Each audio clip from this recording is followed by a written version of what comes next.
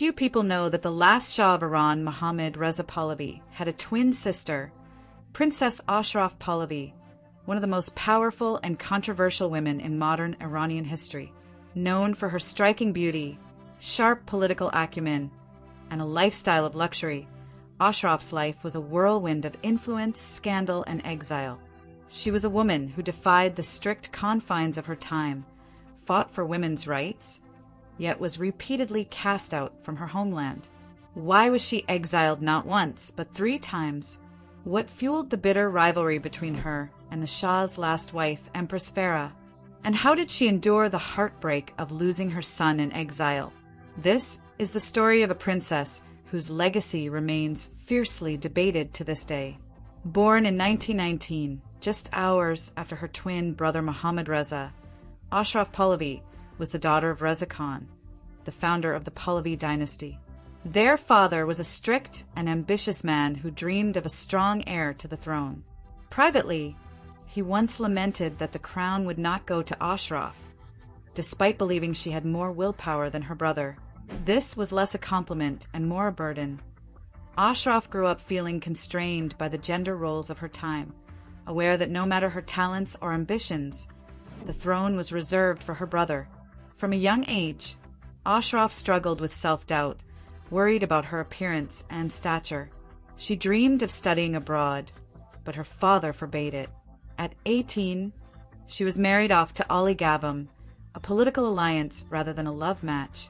Though she protested and cried, she accepted her fate, a pattern that would repeat in her life. When Mohammad Reza became Shah in 1941, Ashraf's ambitions found new life. With the Shah's first wife, Fawzia, returning to Egypt amid a failing marriage, Ashraf stepped into the role of First Lady. She became a visible and influential figure, accompanying her brother to official events, welcoming foreign dignitaries and leading women's organizations. One of her most remarkable moments came during a diplomatic mission to Moscow, where she personally met Soviet leader Joseph Stalin. Her strong presence impressed Stalin so much that he gifted her a mink coat, a symbol of respect and a rare honor for a woman in diplomacy at the time.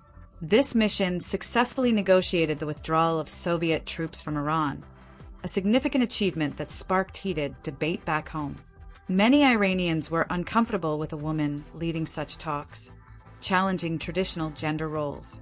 Ashraf, along with her mother and sister, publicly removed their hijabs, symbolizing a new era for Iranian women.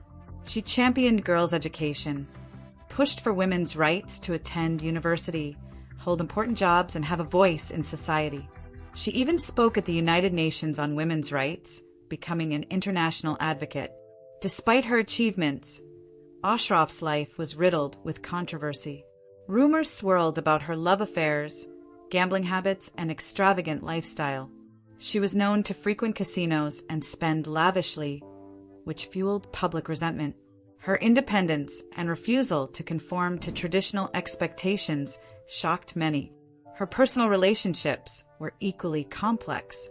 Ashraf married 3 times. First to Ali Gabham, a political marriage that ended quickly. Then to Ahmad Shafiq, an Egyptian military officer with whom she had 2 children and shared genuine love. And finally to Mehdi Boushari, a diplomat, in a marriage that was more formal than affectionate. Throughout, she maintained a network of unofficial relationships, further fueling gossip and scandal. Her relationship with the Shah's wives was also fraught. She got along with Soraya, the Shah's second wife, who stayed out of politics. But with Farah, the third and final empress, there was a quiet but intense rivalry.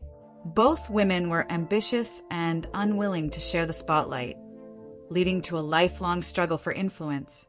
Ashraf's political influence peaked in the 1950s. She wielded power over the army, security services, and business circles, making even the Shah's closest advisors wary. Prime Minister Mohammad Mossadegh saw her as a threat and insisted she leave Iran, officially for a vacation, but in reality it was a forced exile. Ashraf went to Europe with her children, uncertain when she could return. During this exile, the political situation in Iran escalated. Mossadegh nationalized the oil industry, angering Britain and the United States. The CIA and British intelligence sought to restore the Shah's power and turned to Ashraf for help. She was given money and gifts to persuade her brother to stage a coup. In 1953, Mossadegh was overthrown. The Shah returned and Ashraf came back to Iran. Her return marked a period of opulence. Ashraf's lifestyle epitomized luxury. She owned multiple palaces, villas abroad, and a vast collection of jewels. She hosted lavish parties attended by Iran's elite and international figures. But this extravagance made her a symbol of corruption and excess, fueling public dissatisfaction. By the 1970s, the Shah himself saw Ashraf as a liability to his reputation and power. To avoid scandal, he quietly asked her to leave the country again, her second exile. This time, the pain was deeper as it came from her own family. In 1977, Ashraf survived an assassination attempt in Cannes. Gunfire struck her limousine, killing her lady-in-waiting and wounding her driver and bodyguard. The attackers were never identified. 2 years later, the Islamic Revolution swept Iran, overthrowing the Shah and establishing a republic. The entire Pahlavi family was forced into permanent exile, Ashraf's third and final exile. She could never return to her homeland. Exile brought more heartbreak.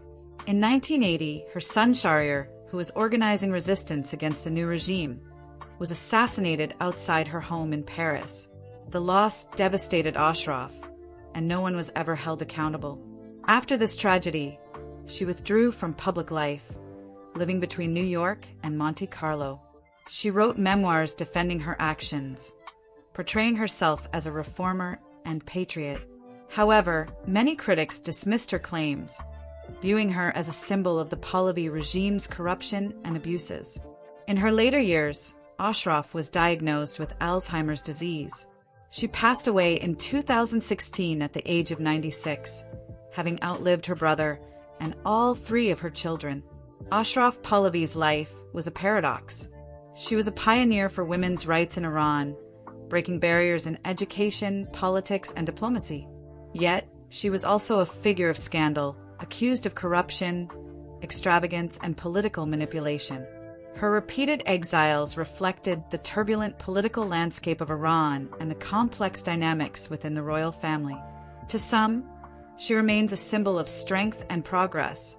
To others, a reminder of a lost era marked by inequality and excess.